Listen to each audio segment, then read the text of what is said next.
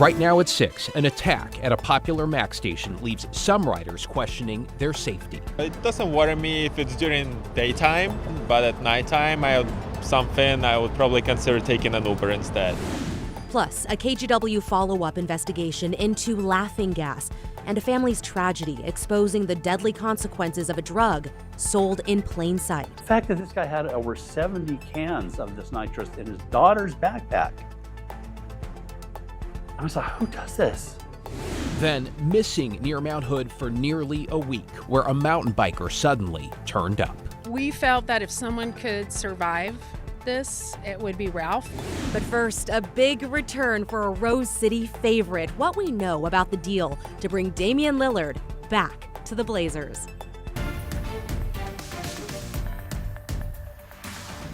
Good evening, everyone. We have a lot of breaking news to get to on this Thursday, beginning with Damian Lillard. How big is that? Set to return to Rip City. Thanks for joining us. I'm David Molko. And I'm Christine Pitawanich. Let's send it right over to Orlando Sanchez. Orlando, so many people, so excited. So give us the details here. Yeah, I remember talking to Dame a couple of years ago and him saying, yeah, I could see myself returning to Portland before it's all said and done.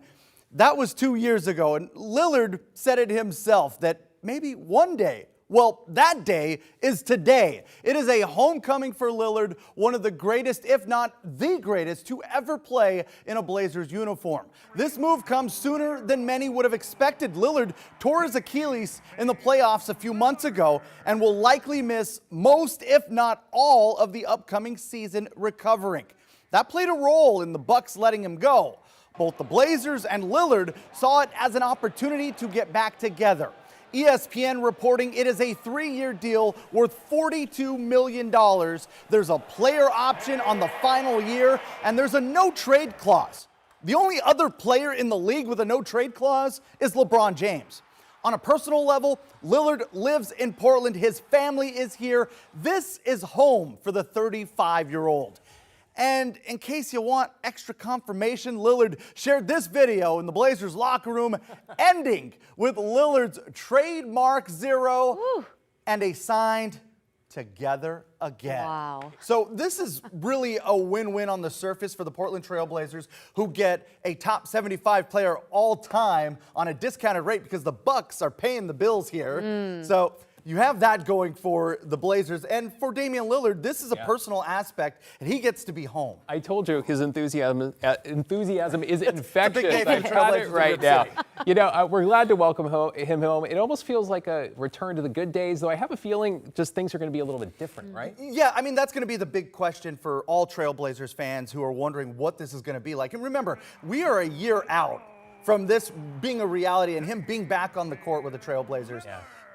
If all things go well, he's back on the court at the end of next year. And if you're playing it conservative, he's back on the court a year later. That's when we'll find out whether or not he fits in with this new nucleus of players. Like I was mentioning to you, David, earlier, I said his game will age like fine wine. If you can shoot the ball in this league, you will have a place on the court. Now, how this all plays together, we shall see. But in the meantime, right now, Rip City should be excited about having one of their own back home in Portland. Just hope it's good red wine, right? Yeah, I cannot wait to see what's to come. Thanks, Orlando.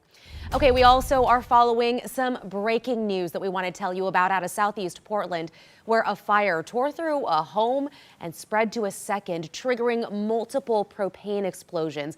This is a live look near Southeast 87th and Brooklyn in the Powellhurst-Gilbert neighborhood. You can see firefighters still there working.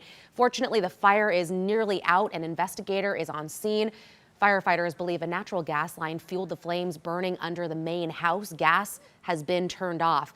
There are no reports of injuries. We'll let you know if we get any updates. All right, we told you we had a lot of breaking news tonight. Let's hop up to the Cascades, where a wildfire is forcing level 3 go now evacuations northwest of Timothy Lake near Dinger Lake and Anvil Lake Trail. This is a live look from a wildfire alert camera in the area. You can see some smoke there. Authorities say the blaze, it's well south of Mount Hood, has burned about 5 acres. It's affecting campers and hikers in a relatively remote area who are being told, though, to evacuate immediately. The Clackamas County Sheriff's Office says fire crews and helicopters are actively working this fire right now. We, of course, will update you as details come in. Let's get right to Chief Meteorologist Matt Zaffino. Matt, what are the conditions that you're tracking near that wildfire? Yeah, that's right, Christine. It's going to get windier tomorrow. Tonight, the winds will settle down. This is from our camera at Timberline Lodge, looking southeast towards Central Oregon, and we're zoomed way in. You can see it's very hazy. There are some thunderstorm clouds building way down south by Klamath Falls, but it has cooled off up in the Cascades, which is a good thing. Now, you can see those clouds building to the south, and that's the smoke from the Cram fire, which has just grown amazingly in the last 24 hours, as you guys were talking about. It's all getting pushed on off from west to east, so that's good for Central Oregon. Central Oregon counties like Deschutes County and Crook County, so things are improving there air quality-wise. The winds, though, they're pretty strong right now in terms of firefighting. 20, 21 miles an hour, those are sustained. The gusts have been higher. The winds will back off overnight tonight. You can see that on our wind forecast map. Going really quite calm in most areas here where you don't see any color. But with the warming of the day and the west side cooling off even more, those winds will pick up in the afternoon tomorrow. So that is a concern.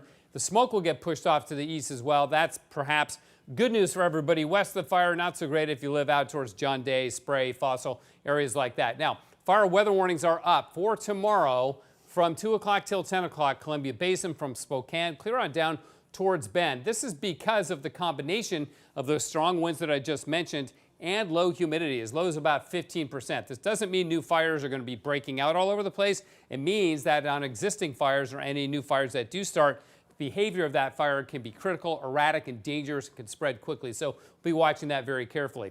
For us, warm but not hot. Highs will be in the 80s. A little bit of a warm up next week. We'll touch more on that later, guys. Appreciate you keeping us updated. Thank you, Matt.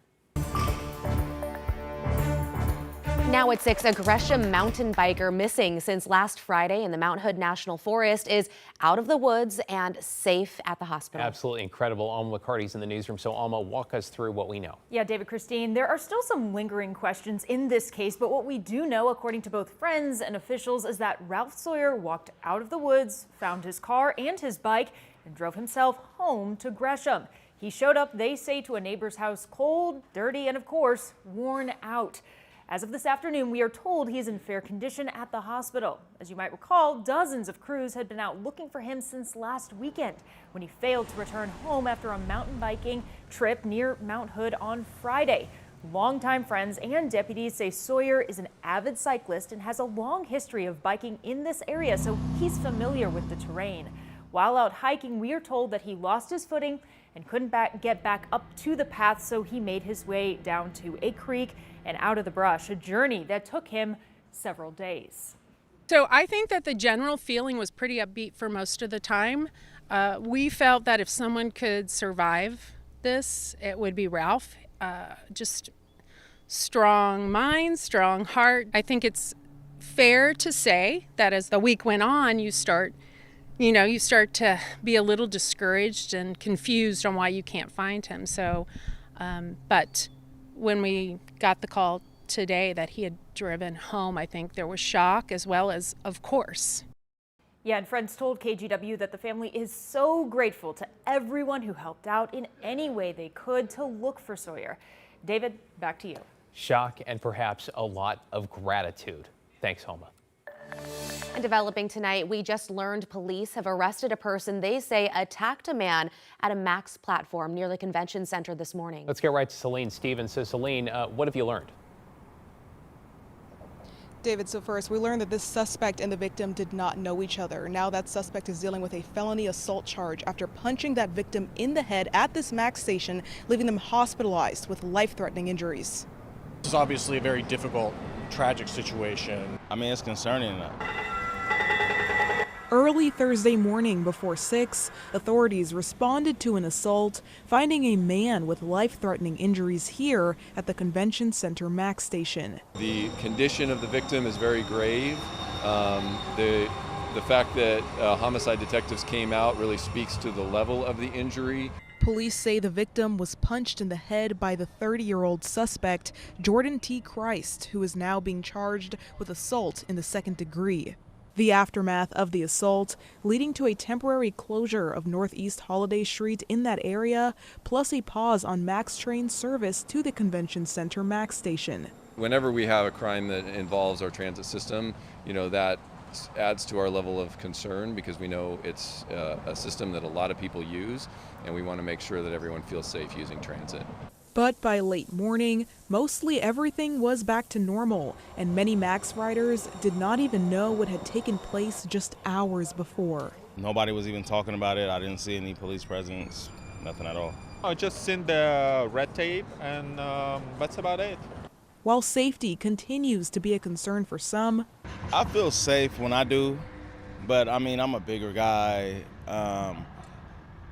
I wouldn't particularly feel safe if, like, my fiance was just taking public transportation every day. It doesn't worry me if it's during daytime, during daylight, when people are around, but at nighttime, I would probably consider taking an Uber instead.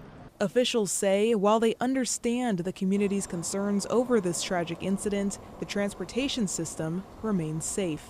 Our data actually shows that over the past 3 years, year to year, calls for service related to TriMet have actually been trending downward. We have increased our safety and security staffing over the course of about the past 3 years by about double, and we also are working closely with our law enforcement partners. Again, that victim is still alive but is dealing with life-threatening injuries. PBB said that there was no weapon involved in this, and Christ was captured within an hour of this assault taking place. Back to you. Hopefully the man in the hospital pulls through. Celine Stevens reporting live from Northeast Portland. Thank you, Celine.